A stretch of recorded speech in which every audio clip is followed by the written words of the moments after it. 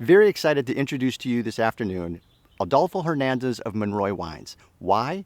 A rare barrel fermentation process that he incorporates for his red wines. You have to see this.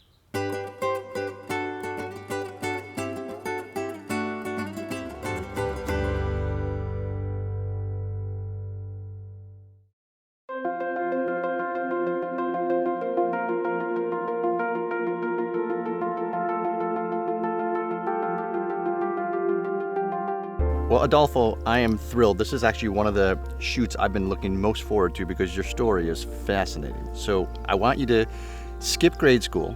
Okay. But start a little bit on where you first got interested in wine and why you decided to make a career out of it.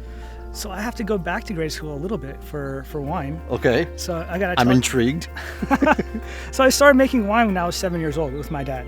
Oh, wow. And it was. I'm not going to tell you it's great wine. It was more like bathtub style wine because we were in Saudi Arabia, which makes no sense. We're Guatemalan. Okay. And so Guatemala, Saudi Arabia is a dry country, no wine, no alcohol of any kind. And my dad's like, doesn't work for me. I have to have wine with my dinner. So we started making wine in our bathroom in carboys. And you were 7. I was 7. So you're making wine in a dry country, Guatemalan in Saudi Arabia. Yeah. And how long did that go on for? And that went on for 9 years. We did not get caught. And I'm sure that the statute of limitations has long since expired, so I think you're fine. I don't think they'll come after me. No, good. When did you have a sip of wine, or what was your wine epiphany? So my first wine epiphany, it was 2001, and it was a bottle of 1998 Chateau Souverain Merlot. It was modest wine, right. I think $20 bottle. I was a poor, broke college student. It was the most beautiful wine I'd ever had in my life. Interesting. Chateau Souverain produced some amazing wines in the day. In the late 90s, right? Yeah, absolutely. And so what about that? Did you sit and analyze the glass? Were you just, the aromas, you just thought, wow, this is much better than the stuff I have been drinking? So at the time, 2 Buck Chuck was huge, right? Yep. And to taste a wine that had complexity in body and just all this elegance in it, it was like nothing I'd ever had. And then did you jump into more of the study of enology formally at Davis, or decided to just be an apprentice somewhere at a winery? No, so I was pretty thick, man. I was still steady with my science. Okay. And so I graduated and I started making organic pesticides. So I did that for a few years. And when I was making organic pesticides in the Central Valley of California. Okay. And I'm from the Bay Area, close to San Francisco, and I wanted to come back home.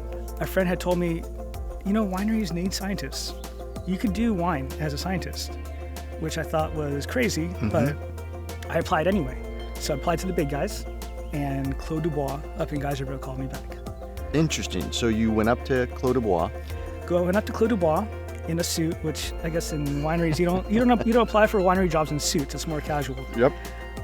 So I go to the front desk, and there's this beautiful girl at the front desk who checks me in, and I go take the wine tour. And as soon as I smelled that cellar, I knew this is what I had to do. And that smell, it stores in your memory bank, and you never forget it because Never forget it. it's impressive. And also, we don't have the fortune that you had. That young, beautiful woman at the desk later became. Oh yeah, I married that girl. You've picked up a lot of specific winemaking traits over the years, but one particular, the barrel fermentation process, I think stands out among all of them because that is a labor of love, Yeah. and a lot of labor. So kind of explain to us what that process is and why it's so meaningful to you and where you learned about it. So barrel fermentation is something I did up at Checkerboard while working with Martha McClellan as her winemaker. To go through the whole process is it's a common thing for Chardonnay, for white wines, because you press the juice for those guys, you put it straight into the barrel, no problem.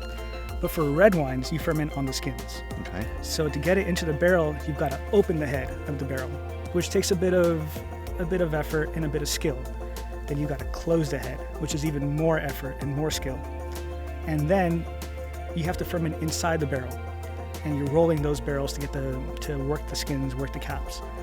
And then you have to open it up again to drain out the wine. It's exponentially more work to make that wine versus just putting it in a stainless steel tank. Interesting. And now, is it the only way you ferment the reds? For me, for Monroy, it's the only way I ferment.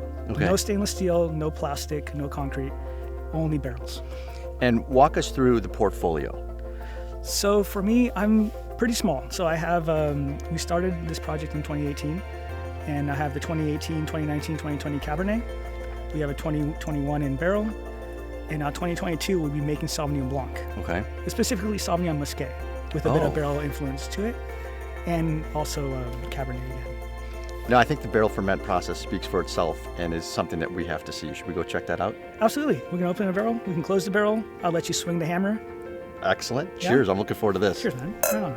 Special thanks to Adolfo. And as you can see, this barrel fermentation process is incredibly difficult, but boy, the end result is pure magic.